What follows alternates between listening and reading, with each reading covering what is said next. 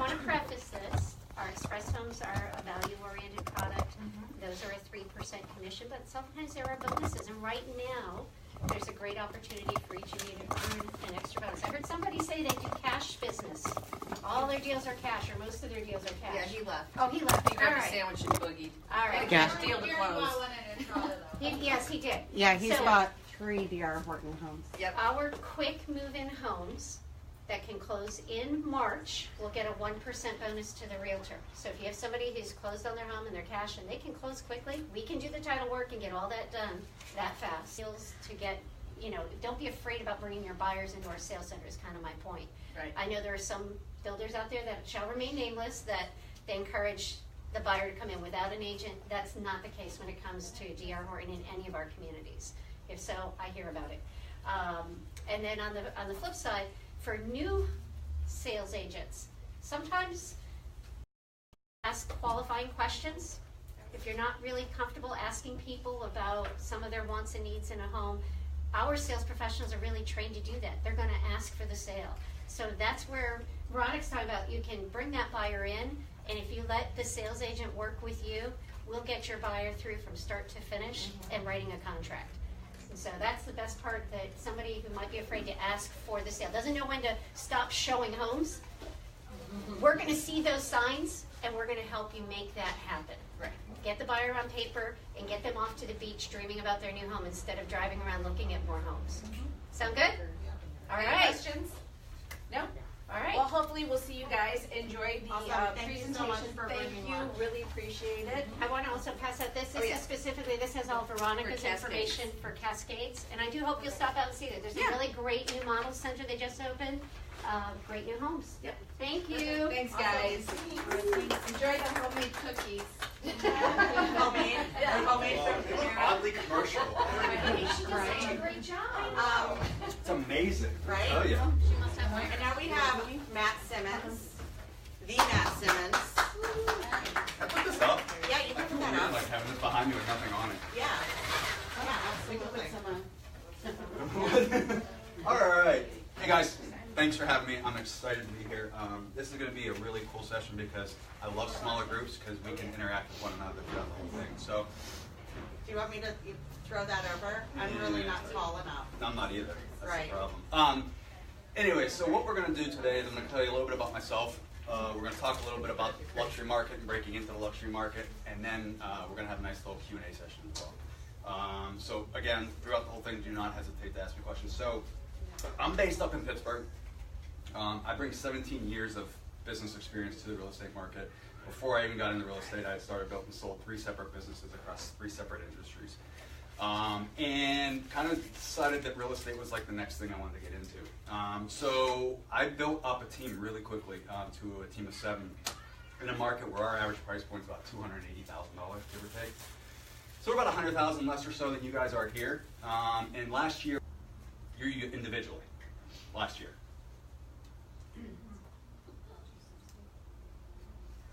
See what I mean? Like 190. 190? Yeah. Anyone I else? hit $500,000. I don't know. 0? Okay, there we go. 0? 250. 250, okay. But no one else really knows what their average price point is across all their sales? That's a huge piece of information you guys need to know. Because if you don't know that, you have no idea. Oh, there's a tall guy. What if it varies so much though? What if we're all over the board? You still have an average price Yeah, point. but it's divided up. Yeah. That's right. Okay. Yeah, You still have an average price point. Gotcha. Okay. So, and the reason I say that is because if you don't know where you've been, you don't know how to get to where you want to go. Right? So if you don't know what your average price point is, I don't care if you did 4 sales. I don't care if you did 150 sales. You still have an average price point, and it's information you guys need to know in order to set your next year's goals. Who did a business plan for 2018? And you want to increase your price points. First, you need to know what your average price point is. Second, you got to set a plan to get there. If you don't have a plan, you're just kind of flying by the seat of your pants with nowhere to go. And what happens with that? You get pulled over here, you're going to get pulled over here, you're going to get pulled over here, right? All right, so what we're going to talk about today is how to set a plan, how to go about executing that plan specifically for the luxury real estate market. Because look, guys, there's 2 million agents in this country that are licensed, okay? You're competing in your price points, you said 190, 250, You're competing with 95% of those licensed agents here because that's where everyone's looking to sell homes in, right? So why would you want to compete with 95% of your direct competition when you can focus on a smaller piece of pie, which is that 5% that's selling luxury real estate, right? But why aren't you guys going after luxury real estate? It's simple. You're not comfortable. Are you scared? Absolutely. You're not comfortable reaching out to. Like when, so Robbie and her boyfriend, Amanda and Robbie are a team. Okay. And he calls expireds. And he was always scared to call expireds over $500,000.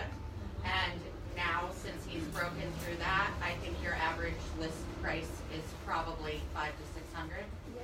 And that's awesome. And what that, so that's a great case in point of someone that was scared to reach out to these people. But why?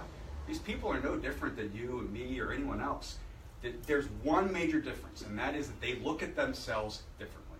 And what I mean by that is they look at themselves as a unique individual, right? They do expect a little bit more. They expect more hands-on. They expect you to cater to them a little bit, right?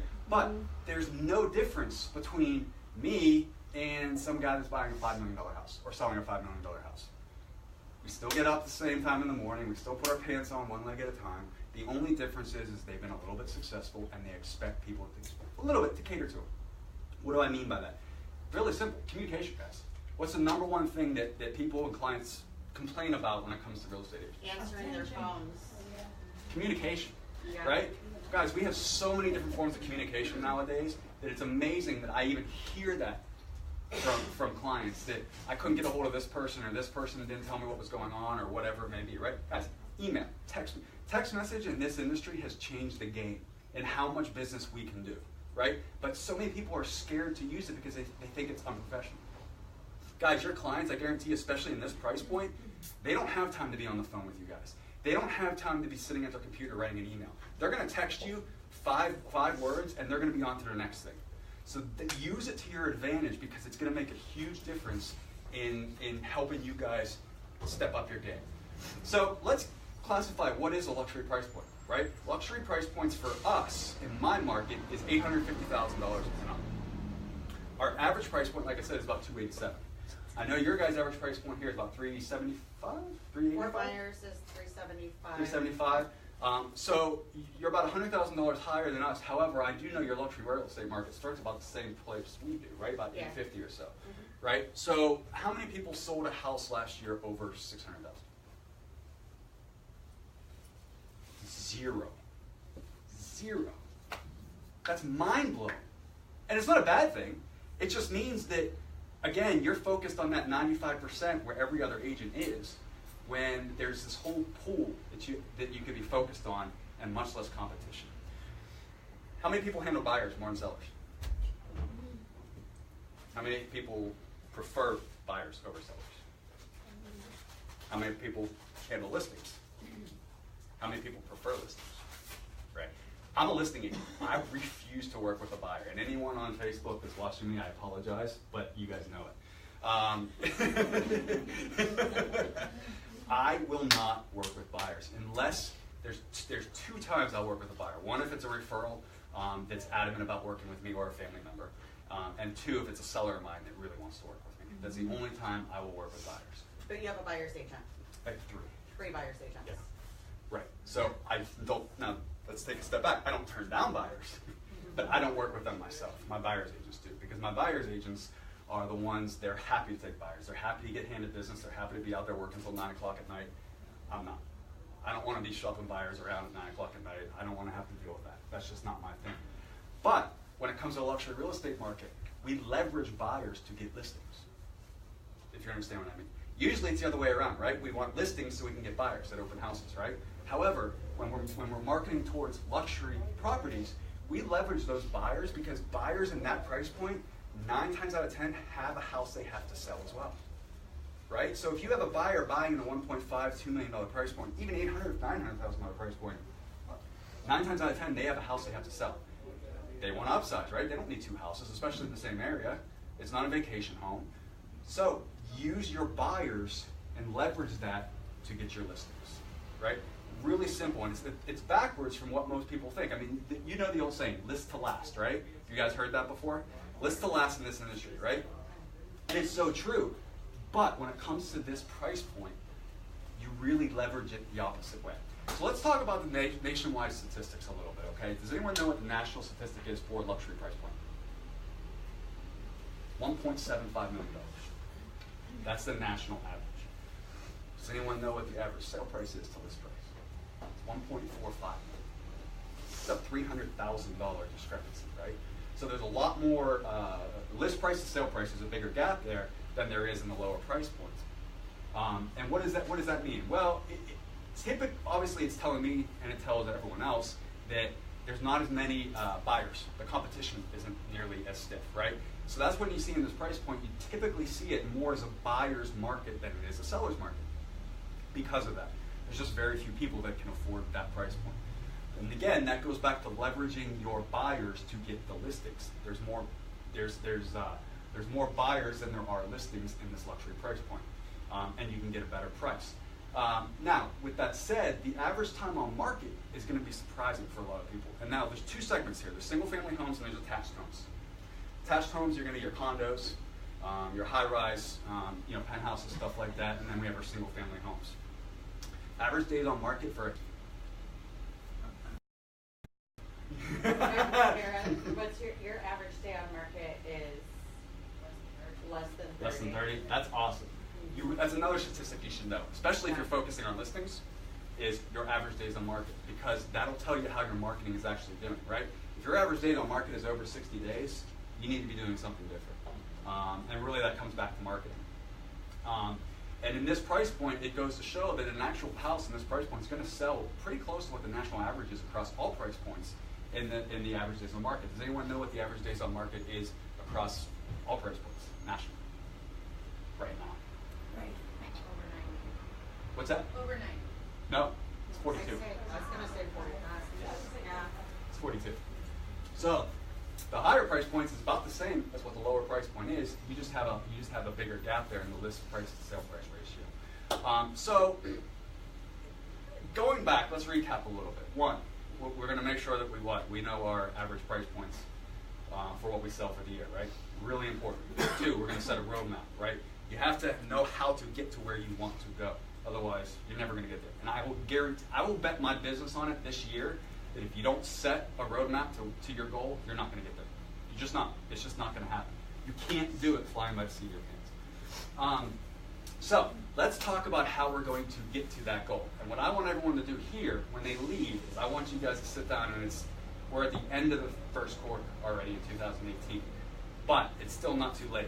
Set your goal for this year and set your roadmap on how to get there.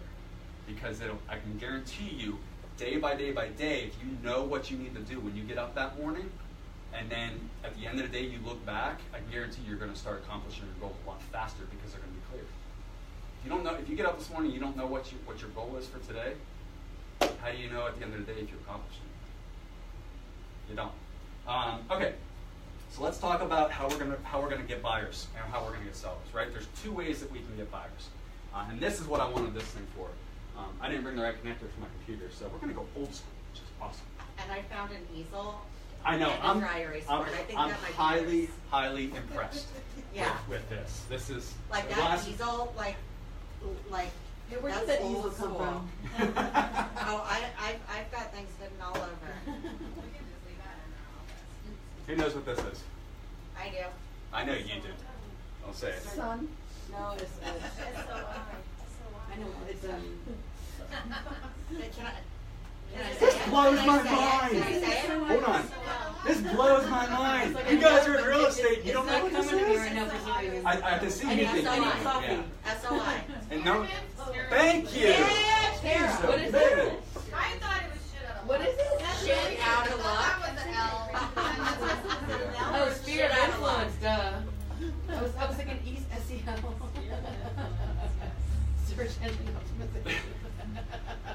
We're going to talk about that actually too. I'm like, No, this is awesome because I spoke, and I don't know if Kinsey told you guys, I spoke to about 600 Better Homes and Gardens agents last week in New Jersey, right? Same exact topic, right? And it's like you can't be engaged with them. So this is awesome. I love this. This is great. So yeah, sphere of influence. How many people actually work their sphere of influence? If you don't even know what it is, I can tell you right now you're not working That's it. all I work. That's all I'm doing right now. That's all all you're I doing. do is And my you're sphere of actually, influence. yeah, and you're doing, as a new agent, you're working your sphere of influence. I got Like, amazing. 4 deals this month for my sphere. Okay, so you're working. You say you're working your sphere of influence. How are you working your sphere of influence? And what makes up your sphere of influence? Friends and friends of friends. Okay. So social media, activities outside of work, Friend referrals. networking, outside of Oh, networking outside of So networking events. networking events. Okay. I have email, text messages, and phone calls. Okay. You're working 5% of your sphere. Oh, okay. all right. And here's why I say that. Okay. Think back about how many people you actually know. Okay, not just friends. Right. Friends, social media, events, that's easy stuff, right? That's stuff that everyone off the top of their head does, right? How many people do you have in your phone that you know that are business owners, professional colleagues, whether it's a doctor, an attorney, a lawyer, whatever. They're not friends, right? But they're in your sphere, right? How many people do they know? How many people do those people know? How many people do those? And I can keep going, right? Right. But how often are you talking to them? When you need bailed out of jail or What's that? right? Yeah, right. We're getting there. Good catch. I love it. No, that's really good. I'm old. I'm old too. I just look young. No, but when I mean you're only working 5%, you're really only working 5%. And here's why I say that. I want one of the best things that I have any agent do, whether they're on my team, whether I'm sitting there training them, coaching them, whether I'm sitting here speaking to them, is sit down and make a list of 100 of your top contacts. Go through your phone. I don't even know how many I have. I know there's over 1,500 contacts in my phone. Yeah, right? I have like 6,000. Much less, right? Like 5 It's ridiculous Um, trying to switch to a new phone. Saved in my phone. I don't save them unless I actually know them. No. But go through and make a list of your top 100 contacts. Friends, family members, professional acquaintances, attorneys, hairdressers are a great one. Tattoo artists, dentists, whatever it may be, right? Because and then you need to group them by types of connections, right? So we know friends, social media, right? And then we're gonna have professional, right? So just like your 100 of your top. 100 of your top contacts. Top people. Your top people. The top people that you think have the best connections for you to be able to leverage on a daily You know, my Facebook basis. group. Just kidding. Social media is phenomenal. We're going to get into that next. But top 100 contacts. And then what I want you to do is group them by what type of contact they are, right? Whether they're business, whether they're friends, whether they're family, whether they're board members of the school board or the community or the township or the whatever it is. And then what I want you to do is I want you to set each day of the week for those top 100 contacts in those groups, and you're going to call every single week one group a day. So that at the end of every month, you've gone through all 100 contacts on a weekly basis, and you've had a conversation with them. You're not calling them saying, hey, Kinsey, you know anyone looking to buy or sell real estate? Right off the bat. You're calling up saying, hey, Kinsey, what's going on? How's business been? What's new? How's school? How's your boy? What if everybody wants to have a drink? 100 drinks. You need 100 drinks. Then you turn into an alcoholic. Right. Again, we're in real estate, we're probably already alcoholics, but you turn into an alcoholic. No, you drink a lot of club soda and lime. That's what you do. Engine. The conversation is about building that relationship again with them, okay? Because the last thing you want to do, I can't tell you how often I get friend requests like on social media, and the first thing after I accept them is they hit me up for business. Oh, yeah. Delete. See ya. It's the last thing you want to do. You don't want to come across that way when you're on these phone calls. What you want to do is you want to start building these relationships again. Because let's be honest, how often are we talking with our friends on a daily, weekly, monthly basis? I have a ton of, well, I guess acquaintances. I'm not talking, you know, before I wasn't talking with them, right? If you put effort into it and build these relationships up to the point where you know you can rely on them to send you business, all of a sudden you go from 5% to 95%. Again, it's that 95-5 ratio. Can you put on a good thing you can say is, I was just thinking about you. What have you been up to? 100%. It's that easy, like you have nothing to really And say then, to them, but you just can you give us an Yeah. example of Yeah. like a call starting out with that and then ending with, don't forget, I'm in real estate? Okay, so what we're going to do is we're going to have that conversation, no more than 5 minutes per person, right? Just, you know, this great intro. Hey, I was just thinking about you. I wanted to reach out and say hi, right? What's new? At the end of every single phone call, it's awesome. Who was it? And then you have your foot in the door. If they say no, not a problem. It was fantastic talking with you. Let's stay in touch. That's it. Quick. You're going to be amazed at how many people. Just think about this. How many people do you come in contact with on a daily basis? A ton, right? A ton. Just imagine how many people. If you make 25 phone calls per day, 25 days. how many people you are actually being able to get in front of and reach out to. And those aren't cold calls either. No, they're not cool. Not by So any it's means. like- They're friends, that's family like the members, hot acquaintances, calls, the warm people calls, you've the done cold- business so with. you don't have to be good at cold calling. Most people are not good at cold calling. Yeah, most people. I love scares cold the calling. shit out of me. My goal when I cold call daily is to get told to fuck off. How many cold calls do you make daily? And how many times per day do you get told to fuck off? Usually it's at least 2, Awesome. but I go for at least 1. We do on average about 300 calls an hour. Oh, so you do like the expires and Well, all you gotta that. go for all the no's before you get to the yes, so yes. All it takes is 1 yes. So how many deals are you closing a month? So we did 156 sides last year. Now, this year probably not going to be that high Pennsylvania? in Pennsylvania. Where in Wow. Pennsylvania? Pittsburgh? Just north of Pittsburgh? Yeah, so refer your Pittsburgh, Pennsylvania deals.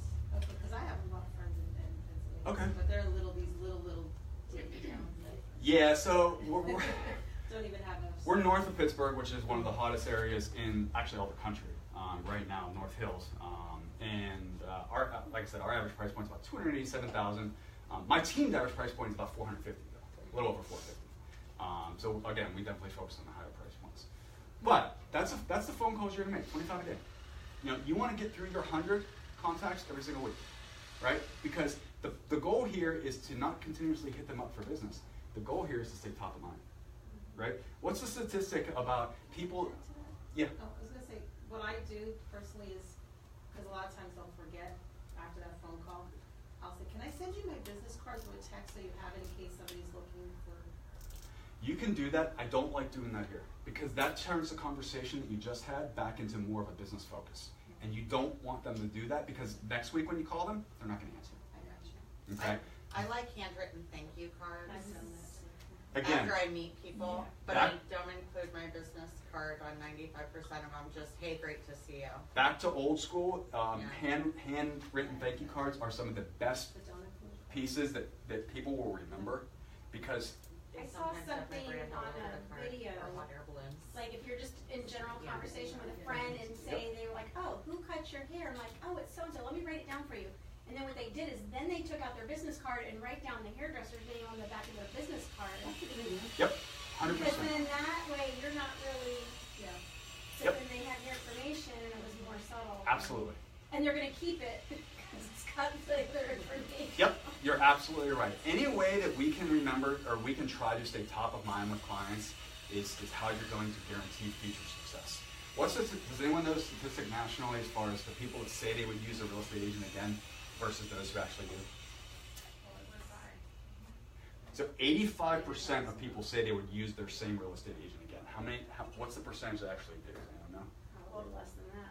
And how 15. many forget? Do you know the statistic on how many people can't remember their realtor's name or what company they're with? Because I know that statistic is Yeah, very high. it's very skewed as well. I don't know that one, but the top of mind one is 85-15, and it's because as soon as your transaction's done, most agents never follow up. Yeah. Right? Now we're talking about luxury real estate, right? What's the number one thing I said that consumers or clients say that in regards to the real estate agent they're from? Communication. Communication. So again, if the deal's done and you never follow up and you never send your client anything, they look at you like, oh, that's all they cared about was the deal. They got their commission check, they're gone, right?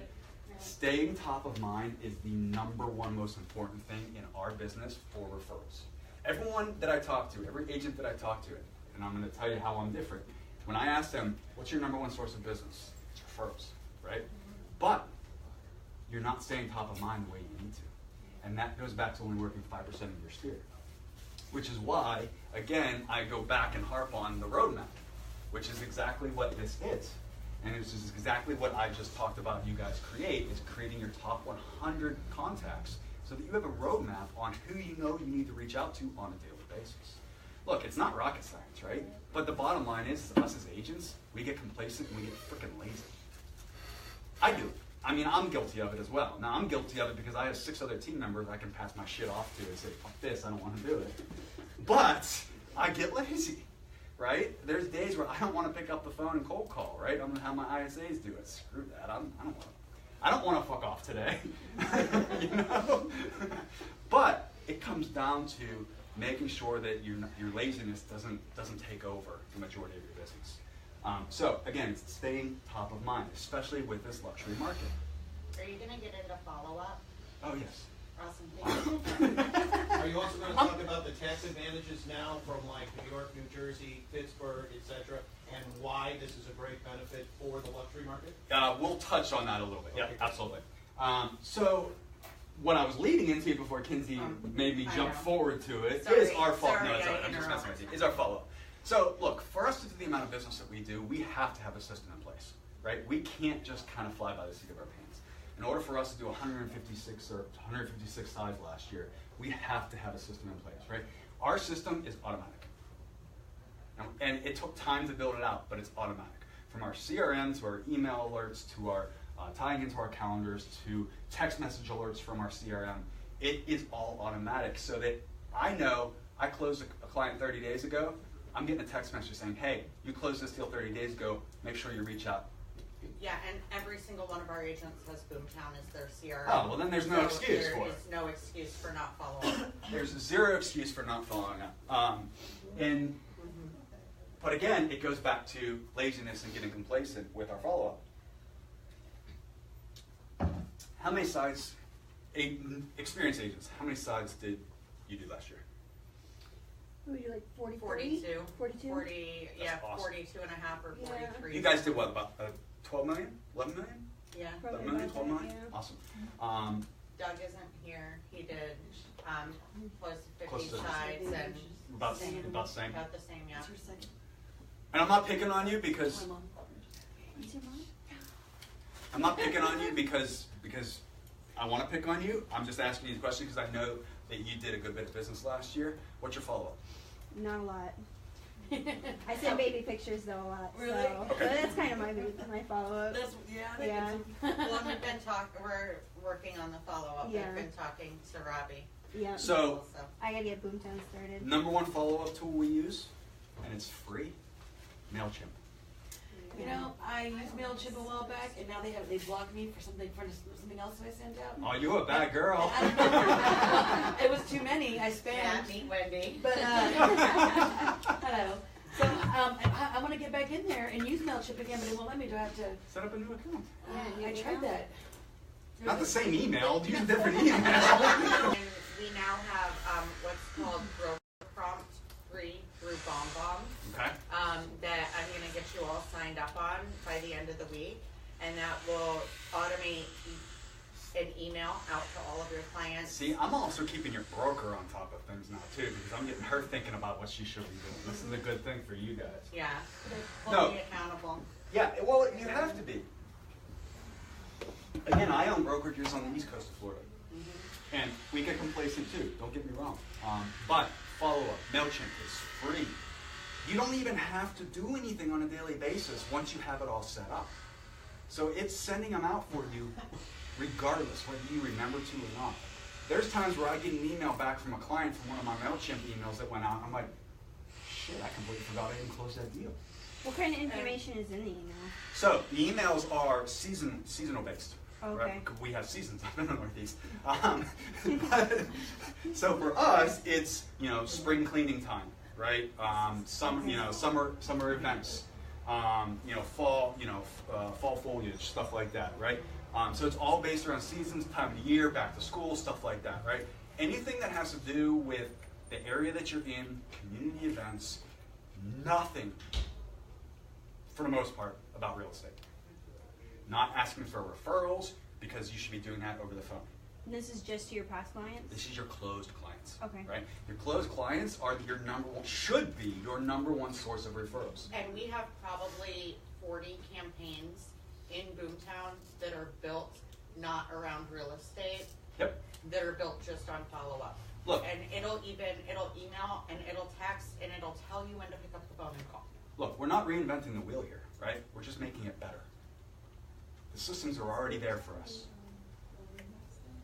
Our office, is it?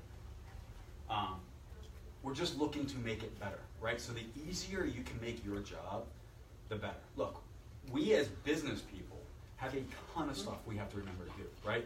From the time we're showing houses, or the time we list the house, to negotiating contracts, making sure we're keeping our clients, in compliance with everything as far as real estate law, making sure all of our documents are in compliance, making sure reply to inspections are done, making sure things are fixed, making sure stuff's sent to title. We have a ton of stuff going on, and on top of that, we have to prospect for new business, right? So we need to make it as easy as possible as we can, so that that business continues to roll in, right? How many people have a pipeline for 6 months? How many people have a pipeline for 3 months? Awesome. How many people have a pipeline for the next 30 days? I can say that I have my entire year pipelines right now. And that's where I'm getting to. We have a pipeline for 2 years.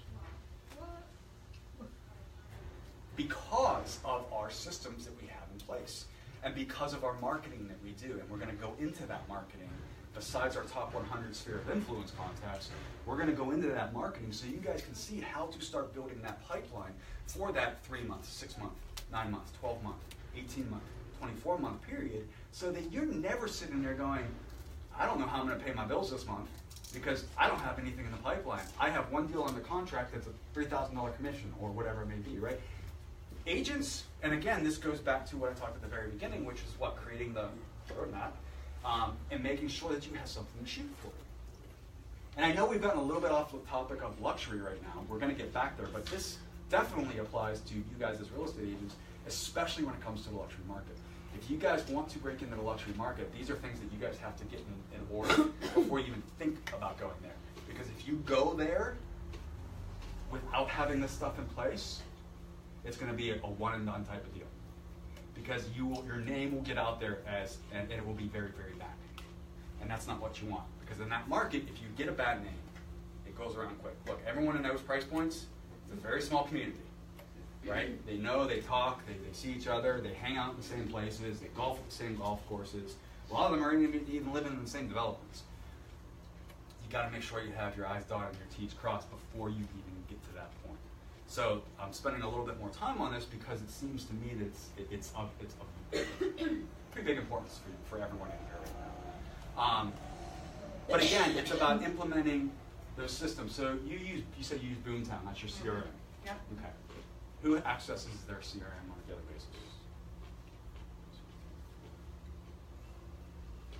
Guys, do you know how much Boomtown costs if you were to buy it yourself? Do they want to know? You guys Do you guys want want to to know? know? You guys want to know how much it costs per month? Yeah, but I We haven't pay closed we pay $4,200 a month. Between $4,000 and $5,000, depending on what you're doing. I'm having a hard time closing Boomtown leads, but I did just get a $500,000 one that's coming into town. But he's from a year ago. But Boomtown leads is different than Boomtown CRM. Correct. I'm sorry. I Because missed you that should part. be putting every lead into your Every CRM. lead that comes in, whether it's Every person you meet. sphere of influence, And you should categorize whether it's them. social media, events, professional contacts, friends, family. I have my mother in my CRM. But what happens if, are we always going to have it? Yeah. If not, you export your contacts out and you put it into your own CRM. You don't have to use Boomtown. Yeah. I'm just saying. Yeah. Do you use Boomtown? I don't use Boomtown. Oh, what do you use? No, I use a platform called Loom Logic. Yeah. which I've actually worked with over the last 12 months, Loom Logic, and we've actually helped them actually develop more functions. Now, I've never used Boomtown, so I don't know the functionality that goes with Boomtown, but I know with our CRM has built-in text message and email response campaigns and drip campaigns. Perfect. So every lead that we get through our marketing, which we're going to get into next, they get an immediate touch from us, whether we get it and are able to respond to it or not. They get an automatic text message and they get an automatic email from us. And then the agent that's next in line gets an automatic phone call from the CRM that then connects them with the lead. If they can't pick up their phone, it moves to the next agent. Which ours are on a Shark Tank basis. Yeah, basically we all. So whoever gets to them first. Yeah. yeah, so it goes Perfect. out to There's the basically whole office. one guy that gets it all though. Well, it goes out to the whole office, and you can either call or decline. And the first person to call gets the lead. Right. So why is that Which one has guy? Why is that one guy the person that gets? Because he probably has his phone sitting there open. Because by the time it comes up and says, whatever, by the time I go into my business and then my Boomtown and then click through, you know what I mean? Okay. So I bet he sits there and it's just open all the time. No, I can tell you what it is. Because if I had a lead come in right now that I had the answer, I'd be like, hold on, guys. It sounds like a shark. Mm-hmm. It's like I'll be on the phone. Because How do you get that? Huh? How do you get that? But I can tell you, How do you say our that? conversion I've rate seen it. has You more have to than put it on the- tripled. yeah. Because Yeah, before, because, the yeah. agents were picking And then and you just- choosing Mm-hmm. what leads they wanted. Right. And that you can't have. No, you have to Right. treat every single lead exactly the same. Now, for us, I will be honest. I have been able to find a pattern of agents that are really good at following up with leads versus agents that are not. Agents that have proved to me that they are not in the round robin format. Because I am not willing, I track every single dollar I spend on my marketing. If I can't track it, I'm not spending it. I'm not letting dollars walk out that door on purpose. So those agents are not getting that. What my number one pet peeve, I have 3. Laziness and stupidity are number. So you just have top a 2. team? Or you just have a real estate team? No, this is my brokerage. Oh, you're a broker. These are I my- missed that part, I'm sorry.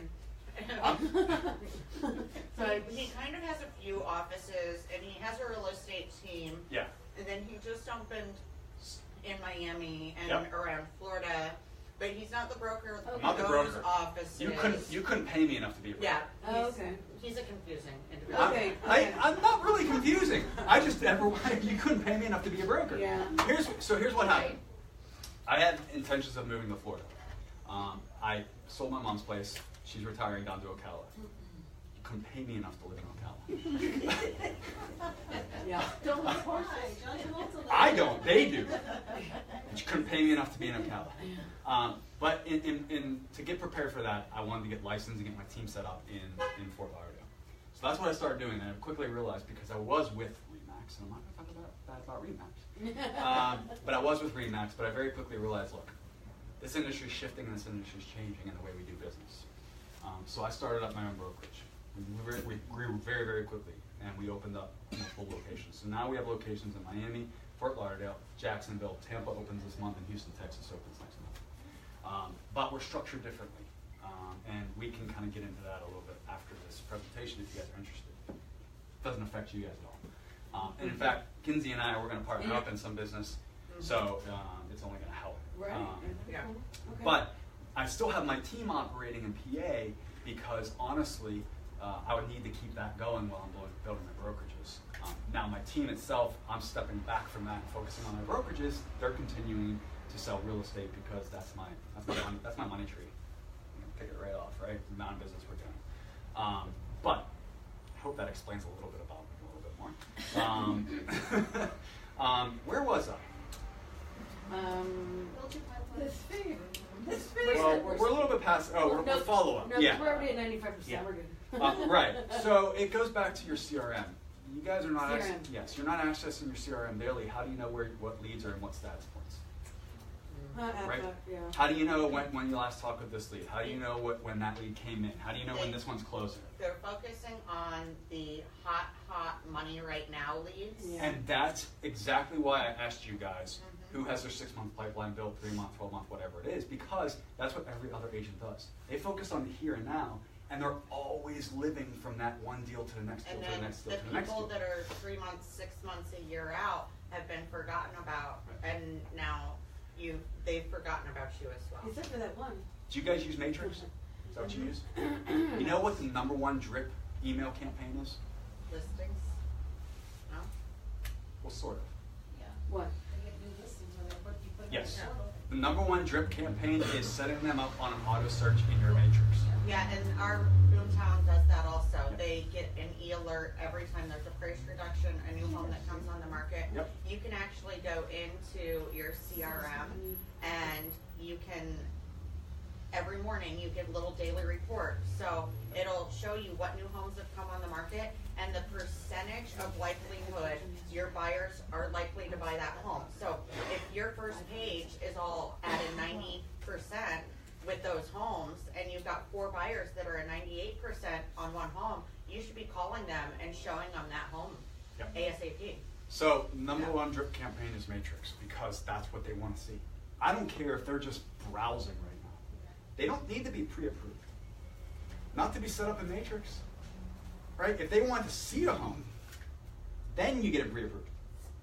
But Matrix, your MLS is the #1 drip campaign that you can possibly use. The people you have set up in your auto search should be in your CRM. You should be looking at that daily to see, okay, I need to follow with him, him, and him today. I followed up with them yesterday. That's next week. Yeah. That's next month. And that's how you build your pipeline. Yeah, and when you log into your CRM, it tells you the last time they logged onto your site to view homes. So if you have, What shows you that Matrix too? yeah, and if you have an hour free in the morning, you take that first 25 people that have logged in within the past 10 hours, and those are the 25 people you want to reach out to. 100%. Who has their day structured so that they know when they wake up? I love this guy right here. Steve Bray is He's also, on it. he is, yeah. Who has their day structured so that you know when you wake up at 8 a.m. you're starting to prospect things? What's that? No, Robbie. no structure. Robbie does. Yeah, he gets off Does he? from the fire department. Yep. And he gets off at 7:59 and he starts calling at 8 o'clock. Again, if you don't have a focus and you don't have a roadmap, you're just flying in the wind, right? And then you feel overwhelmed. How many people get overwhelmed on a daily basis in real estate? You still get overwhelmed, right? But if you have a roadmap and you know what your day is going to be like, you have your picture is much clearer for you, right? So for me, it's from 8 a.m. till about 11 or so. I'm prospecting. I'm following up with clients that we need to. I'm following up on deals. I'm making sure buyer replies to inspections have done. I'm following up on offers. I'm negotiating. That's my prospecting time, and that's my deal creation time. My afternoon from 12 o'clock on to 3 o'clock or so is meetings. We're doing new listing appointments. I'm going with my buyer's agents to meet with new buyers. Whatever you have to do meeting-wise, that's when you're doing it, right? And then after that, I'm done. I'm working on other business, like my coaching and my speaking and my brokerages, because my day's done. I've done everything I had to do, right? How many here work till 9 o'clock at night, 10 o'clock at night, blah, blah, blah, whatever it is, right? Right, and then you're working, you do this. It's about structure, exactly. If you have structure, you're not going to be working 12, 14 hours a day. No one wants to work 12, 14 hours a day. I usually take off from the time that I pick up my son until the time that he goes to bed. Yep. And then I follow up and I get my entire next day Next day organized. organized. Absolutely. And then I read, I educate myself prior to falling asleep. I'm up at 5:30-ish every morning. Really? To the gym. First thing in the Really? morning. Okay? People do that? Structure. I'm back home. I'm showering. If my kids are with me, I'm getting them off to school. I'm getting them ready to go. And then my work day starts. Don't get me wrong. I love my fucking sleep. I am not someone that can't operate. I cannot operate without sleep. I need my 7 hours. I need my 8 hours. I'm in bed by 8:30, 9 o'clock at night, guys. I'm not out showing buyers homes because I know I'm up at 5:30 the next morning. It's about structure. Before I started doing that, I was the most lost in the wind person you could possibly think of. Like the number of things going through my head, like I couldn't focus on a damn thing. Right? How many of us is that ringing a bell, right? So what happened? How long? I'm just kidding.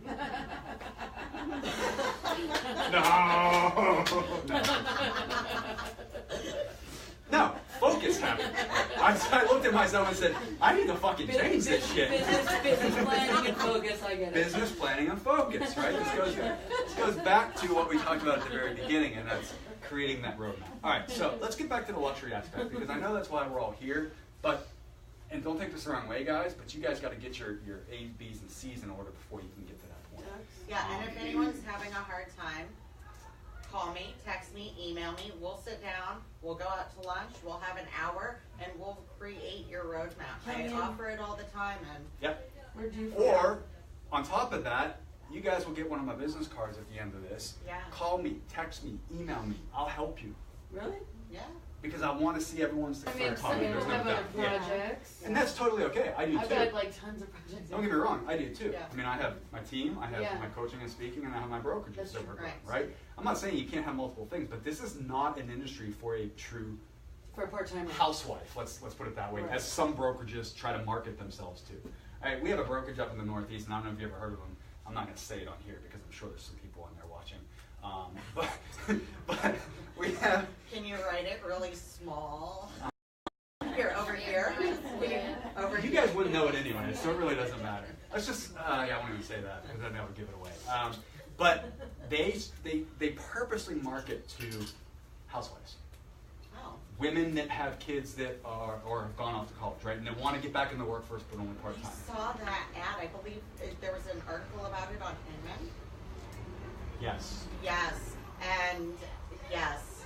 Okay. Guys, we all know this. We do this full time. How when we have to deal with an agent that we know is part time, what are we doing? We're beating our heads against that wall because we're basically doing both sides of the transaction, right? You can never get a hold of them. You can never get anything on time. Contingencies run out, and they're like, "Oh, I need an extension for this. I need an extension for that," right? And it's a waste of time because they are part time. They're not 100% focused. So if you're going to do this, be 100% focused, and let's build a roadmap to do that. So I am absolutely willing to help you guys. So you guys will get my contact information when we're done. And again, at the end of this, come up and talk to me. We'll talk one-on-one. Yeah. I mean, I can start helping you today. The other day, I was like, I want 10,000 Instagram followers, and he sent me a list of all of his hashtags. He goes, do this, do that, do that. Right. And I think I've gotten like 250 In the last extra couple days. in just the past 2 to 3 days since I asked him. Yeah. You guys don't follow me on Instagram. You better follow me on Instagram after this. I have some questions for you. Yeah. And again, so we'll sit down after this. I'm here till tomorrow morning, so feel free to pick my brain. That's what I'm here for.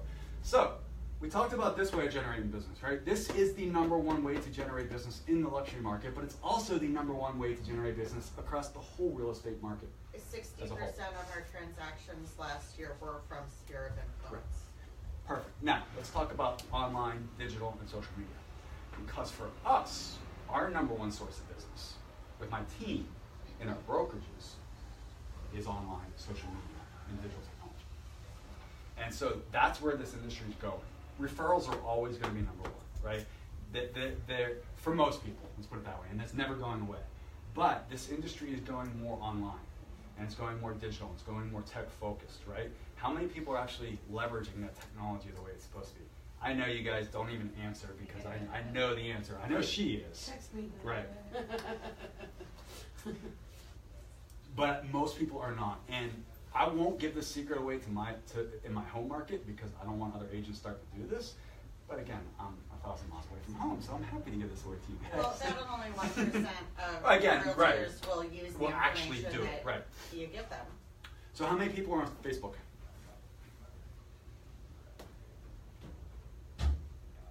You on Facebook? Okay. How many people have a personal and a business profile on Facebook? Personal business, 10 other pages. We're talking about real estate here. Yeah. Okay. Different areas. How many people are actually actively using their business page to market for your business? Every day. Awesome. How many people are getting clients from it? Yeah. Awesome. I guarantee you we can get you a ton more. Now I know Kinsey's social media is on point. I know her social media and Facebook lead gen's on point. But we're going to talk about this individually, not from a brokerage standpoint. We talked last night. I think last month we generated a little over 850 leads through Facebook alone. Yeah. Okay? Okay, can I ask a question? Yeah. Do you, do the pay for the boosts for the Okay. pay, you know, cause you can just have your page, but then. You're getting ahead of me. Okay. Yep. Yeah. So we're going to talk about a couple different Yeah. ways. Yeah, we're going to talk about, that's what we're going to talk Nobody about. sees anything, yeah. Okay, so right, we can boost or we can create actual ads, right? Yeah. We do both, and it really depends on what it is that we're marketing and what we're trying to generate. Okay, so let's talk about boosts. All right, with our listings, any new listing we post or we post on our business page, and then we boost that. But the number one source of leads from those is by sharing that in about 30 community groups that we're a member of on Facebook. So just sharing the page, Which sharing is- it, Free. right. Costs zero, right? So, who's members of those community groups? You know what groups I'm talking about? The Fort Myers buy and sell groups, the moms groups, what, Yeah. Yard sales. yard sales, Yeah. right?